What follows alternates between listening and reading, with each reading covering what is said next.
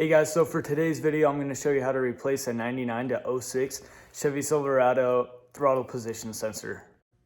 For this next step, all you should need is the throttle position sensor or the whole pedal in general, which is what I'm going to do for this video, and a flathead screwdriver and a 1/4 inch ratchet wrench. Once you got access to this pedal, you're going to grab your ratchet wrench and your flathead screwdriver. With the flathead, you're going to come underneath this red clip here. You'll pop that out. Next, you'll see this 10mm bolt at the bottom of the pedal. Same thing at the top of the pedal, and you'll take those out.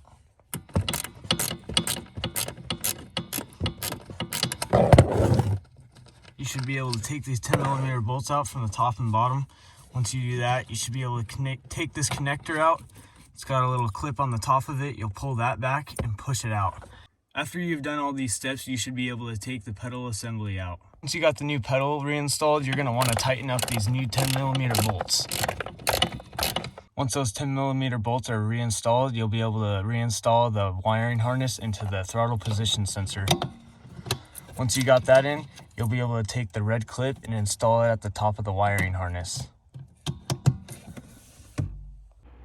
Okay guys, so I just got the throttle position sensor installed. It took me relatively 15 to 20 minutes to get installed, and it shouldn't take you guys any longer than 30 minutes to get it installed yourself if you follow the steps correctly in the video. And just remember to like and subscribe and put your post notifications on to see the latest videos. Thanks guys.